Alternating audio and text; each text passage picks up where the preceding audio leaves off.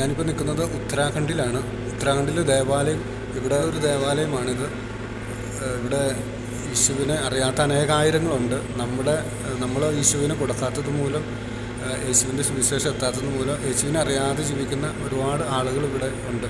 ഞാനിങ്ങോട്ട് കടന്നു വന്നപ്പോൾ തന്നെ ബസ് സ്റ്റാൻഡിൽ വെച്ച് ഞാൻ ഈ ജപമാല ഇങ്ങനെ കയ്യിലിട്ടിരിക്കുന്ന കാരണം എന്നോട് മാറി നിൽക്കാൻ വരെ പറഞ്ഞു. ബസ് സ്റ്റാൻഡിൽ ഞാൻ ബസ്സിൻ്റെ സമയം, ബസ് അങ്ങോട്ടാണ് പോകുന്നതെന്നൊക്കെ ചോദിച്ചപ്പോൾ തന്നെ. കാരണം അത്രയ്ക്ക് ക്രിസ്ത്യാനികൾ പുച്ഛിച്ച് തള്ളുന്ന ഒരു സ്ഥലമാണിത്. പുച്ഛിച്ച് തള്ളുന്നു. ക്രിസ്ത്യാനി എന്ന് കേട്ടാൽ അവർ വാളെടുക്കുന്ന ഒരു സ്വഭാവമാണ് ഇവിടെയുള്ളവരൊക്കെ മുഴുവനും. അങ്ങനെ ഞാൻ ക്രിസ്ത്യാനിയാണെന്ന് അറിഞ്ഞു കഴിഞ്ഞാൽ നമ്മളൊരു ബസ്സിൽ ഇരുത്തില്ല, അതുപോലെ ബസ്സിൽ നിന്ന് മാറ്റി നിർത്തുന്നു. അങ്ങനെ ഒരുപാട് ബുദ്ധിമുട്ടുകൾ ഈ നാട്ടിലുണ്ട്. ക്രിസ്ത്യാനി എന്ന് പറയുമ്പോൾ തന്നെ ഇവർ മാറ്റി നിർത്തുക, ബസ്സിലൊക്കെ മാറ്റി നിർത്തുക, ബസ്സിൽ സീറ്റിൽ നിന്ന് ക്രിസ്ത്യാനി എന്ന് പറയുമ്പോൾ മാറ്റി നിർത്തുക, ഇറക്കി വിടുക, അങ്ങനെയുള്ളൊരു സംഭവം ഇവിടെയുണ്ട്. എന്നെ ഒത്തിരി പരിഹസിച്ച ഒരു ക്രിസ്ത്യാനി എന്ന് പറയുമ്പോൾ ഞാൻ ഈ ജപമാലയൊക്കെ ചൊല്ലിക്കൊണ്ടിരിക്കുന്നുണ്ടപ്പോൾ അയാൾ പുച്ഛത്തോടെ എന്നെ നോക്കുന്നത്.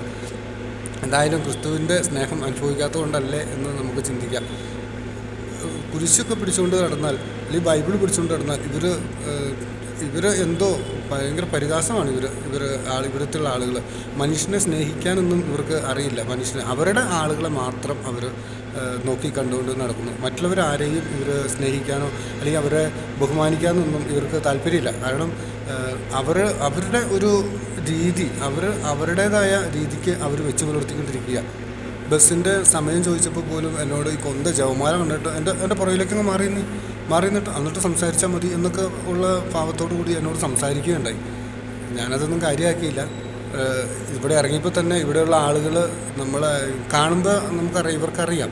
അതാണ് ഇവരുടെയുള്ള ആളുകൾ ഒരു പ്രത്യേക വേഷവിധാനങ്ങളൊക്കെ നടത്തിക്കൊണ്ടാണ് നടക്കുന്നത്. ഒരു പ്രത്യേക തരത്തിലുള്ള വേഷം, അതുപോലെ കുറേ കുന്തങ്ങൾ, വടികൾ, ഇതൊക്കെ പിടിച്ചുകൊണ്ട് ഇവിടുത്തെ ആളുകൾ കൂടുതലും നടക്കുന്നത്. അതുകൊണ്ട് തന്നെ ഞാനിങ്ങനെ നടക്കുമ്പോൾ തന്നെ ഇവർക്കറിയാം. അതുകൊണ്ടായിരിക്കാം ഒരുപക്ഷെ എന്നെ ഇത്രയ്ക്കോളം പുച്ഛിച്ച് മാറ്റി നിർത്തുന്നത്. നമുക്ക് പ്രാർത്ഥിക്കാം ഈ ദേശത്തിന് വേണ്ടിയിട്ട്, ഈശോയുടെ സ്നേഹം എല്ലാവരും അനുഭവിച്ചറിയാൻ വേണ്ടിയിട്ട്. വിളവധികം വേലക്കാരോ ചുരുക്കം, അതിനാൽ വിളവിൻ്റെ നാഥനോട് പ്രാർത്ഥിക്കാം നമുക്ക്. ഇവിടെയുള്ള വൈദികർ ഒത്തിരിയൊന്നുമില്ല, ചെറിയ സിസ്റ്റേഴ്സൊക്കെ വളരെ കഷ്ടപ്പാടുകളാണ്. കാരണം ഇവർക്ക് പുറത്തിറങ്ങാൻ പറ്റത്തില്ല, ഇവർ ബസ്സിൽ യാത്ര ചെയ്യാൻ സമ്മതിക്കത്തില്ല. അങ്ങനെയുള്ള ഒത്തിരി ബുദ്ധിമുട്ടുകൾ ഈ നാട്ടിലുണ്ട്. സിസ്റ്ററിൻ്റെ ഒക്കെ കുപ്പായം കാണുമ്പോൾ തന്നെ അവർ പുച്ഛ പാപത്തിലാണ് നോക്കുന്നത്. അതുപോലെ മാറ്റി നിർത്തുന്ന ഒരു സമൂഹമാണ് ഇവിടെ. നമുക്ക് പ്രാർത്ഥിക്കാം, വിളവിൻ്റെ നാഥനോട് നമുക്ക് പ്രാർത്ഥിക്കാം. വയലിലേക്ക് ധാരാളം വേലക്കാരെ അയക്കുവാൻ വേണ്ടിയിട്ട്. നമ്മൾ ക്രിസ്തുവിനെ കൊടുക്കേണ്ട സമയത്ത് നമ്മൾ കൊടുത്തില്ല. നമ്മൾ പകരം വലിയ വലിയ സ്കൂളുകൾ കെട്ടി, വലിയ വലിയ ആശുപത്രികൾ കെട്ടി ബിസിനസ്സിലേക്ക് മാറിപ്പോയത് കാരണമാണ് പലപ്പോഴും യേശുവിനെ അറിയാതെ പോകുന്നത്. നമ്മുടെ പരാജയമാണ്, എൻ്റെ പരാജയമാണ്, എൻ്റെ സഭയിലുള്ള പരാജയമാണ്. നമുക്കത് തിരുത്തേണ്ട സമയം അതിക്രമിച്ചു കഴിഞ്ഞു.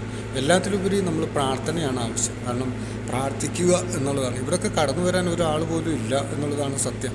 കാരണം നല്ല ദൂരമുണ്ട്, വഴി ഭയങ്കര ദുർഘടമായ വഴിയാണ്, നല്ല ദൂരമുണ്ട്. പിന്നെ ബസ്സൊക്കെ കിട്ടാനും ബുദ്ധിമുട്ടാണ്. ഇങ്ങനെയുള്ള സ്ഥലങ്ങളിലൂടെയൊക്കെ യാത്ര ചെയ്യുമ്പോൾ ഓരോ സാഹചര്യങ്ങളും പഠിക്കാൻ സാധിക്കുന്നുണ്ട്. ഓരോ ആളുകളുടെ രീതികൾ, സ്വഭാവങ്ങൾ, ഇതെല്ലാം പഠിക്കുവാൻ സാധിക്കുന്നുണ്ട്. ഇപ്പോൾ ഞാൻ ചിന്തിക്കും, നമ്മുടെ കേരളം എത്രയോ മനോഹരമാണെന്ന് ചിന്തിക്കുന്ന ഒരവസ്ഥയാണ്. കാരണം നമ്മളെ ഒത്തിരി ദൂരം മാറ്റി നിർത്തുന്നത്. ഇപ്പോൾ ഈ കാലഘട്ടത്തിൽ ക്രിസ്ത്യാനികളെ മാറ്റി നിർത്തുന്നൊരു പ്രവണത കേരളത്തിലും വന്നു തുടങ്ങിയിട്ടുണ്ട്. ഇന്ന് വിദ്യാഭ്യാസം കൊടുത്തത് സാമൂഹിക രംഗത്തെല്ലാം ഉന്നത നിലയിലേക്ക് മറ്റുള്ളവരെ എത്തിച്ചത് ക്രിസ്ത്യാനികളാണ്, ക്രിസ്ത്യൻ മിഷണറിമാരാണ്. പക്ഷേ ഇതൊന്നും ആരും ഓർക്കുന്നില്ല. ഏത് സംസ്ഥാനത്തെടുത്താലും അവിടെയെല്ലാം നമ്മുടെ സിസ്റ്റർമാർ, നമ്മുടെ വൈദികരൊക്കെ പോയി സ്കൂളുകൾ തുടങ്ങി, ആതുരാലയങ്ങൾ തുടങ്ങിയിട്ടാണ് ഇവരെല്ലാം പിടിച്ച് കരകയറ്റിയത്. എന്നിട്ട് ഇതെല്ലാം കഴിയുമ്പോൾ പോലും നമ്മളെ മാറ്റി നിർത്തുക. ഇതൊക്കെ വിദ്യാഭ്യാസം കിട്ടാൻ സാഹചര്യമുണ്ടായത് നമ്മുടെ മിഷണറിമാരാണ്, ക്രിസ്ത്യാനികളാണ് വിദ്യാഭ്യാസമൊക്കെ കൊടുത്ത് വന്നത്. പക്ഷേ ഇതൊന്നും ഇപ്പോൾ വിദ്യാഭ്യാസം കിട്ടിയപ്പോൾ ഇവർ നമ്മുടെ തലക്കണിക്കുന്ന ഒരു സ്വഭാവമായിട്ട് മാറിയിരിക്കുകയാണ്. എന്തായാലും നമുക്ക് പ്രാർത്ഥിക്കാം. ഈശോ ദൈവത്തിൻ്റെ പദ്ധതിയും പ്ലാനും എന്താണെന്ന് നമുക്കൊന്നും അറിയത്തില്ലല്ലോ. അതുകൊണ്ട് നമുക്ക് പ്രാർത്ഥിക്കാം. സിസ്റ്റർമാരൊക്കെ എത്രയോ യാത്ര ചെയ്യുമ്പോഴൊക്കെ എത്രയോ ബുദ്ധിമുട്ട്. എനിക്കിത്രയും തിക്താനുഭവങ്ങൾ ഈ ഒരു ദിവസം ഉണ്ടായെങ്കിൽ ഇവിടെ എപ്പോഴും അങ്ങോട്ടും ഇങ്ങോട്ടൊക്കെ യാത്ര ചെയ്യുന്ന വൈദികർ, സിസ്റ്റേഴ്സൊക്കെ എത്രയോ ബുദ്ധിമുട്ടുകൾ അനുഭവിക്കുന്നുണ്ടാവും ഇവരുടെ കയ്യിൽ നിന്ന്. കാരണം ഞാനിപ്പോൾ സാധാരണ ഡ്രസ്സ് ഇട്ടുകൊണ്ടാണ് നടക്കുന്നത്, സിസ്റ്റർമാർ അവരുടെ കുപ്പായം ഇട്ടുകൊണ്ടാണ് നടക്കുന്നത്. അത് കാരണം പെട്ടെന്ന് തിരിച്ചറിയാൻ സാധിക്കും. അപ്പോൾ അങ്ങനെ വരുമ്പോൾ അവരെത്രയോ തിക്താനുഭവങ്ങളാണ് ബസ്സിലൊക്കെ അനുഭവിക്കുന്നത് എന്ന് ഞാനിപ്പോൾ ചിന്തിക്കുക. കാരണം എനിക്ക് എന്നോട് തന്നെ കുറേ ആളുകൾ ഇതേപോലെ ഒരുപാട് പ്രശ്നങ്ങളുമായിട്ട് കടന്നു വന്നു. ജപമാല കയ്യിലിട്ട് കിടക്കുന്നത് കൊണ്ടായിരിക്കാം, എന്തോ ആയിക്കോട്ടെ. പക്ഷേ അങ്ങനെയാണെങ്കിൽ തന്നെ സിസ്റ്റർമാരോടൊക്കെ എത്രയോ അധികമായിട്ടായിരിക്കും ചെയ്യുന്നത്. ഈ സിസ്റ്റർമാർക്കൊക്കെ വേണ്ടിയിട്ട് നമുക്ക് പ്രാർത്ഥിക്കണം. കാരണം അവരും ഇവിടെയുള്ള ഈ സിസ്റ്റർമാർ, വൈദികരൊക്കെ വീടും സ്വന്തക്കാരും എല്ലാം ഉപേക്ഷിച്ചിട്ട് ക്രിസ്തുവിന് വേണ്ടിയിട്ട് വേലയ്ക്കിറങ്ങിയവരാണ്. എൻ്റെ ഒരു സിസ്റ്റർ വിളിച്ചിട്ട് എന്നോട് സംസാരിച്ചപ്പോൾ അവരുടെ സങ്കടങ്ങളൊക്കെ കുറേ പറഞ്ഞു. അവർ പറഞ്ഞു, എനിക്ക് സങ്കടമായി, പക്ഷേ നമുക്കെന്ത് ചെയ്യാൻ പറ്റും? കാരണം നമുക്ക് പ്രാർത്ഥിക്കാം, അതേ നമുക്ക് മാർഗമുള്ളൂ.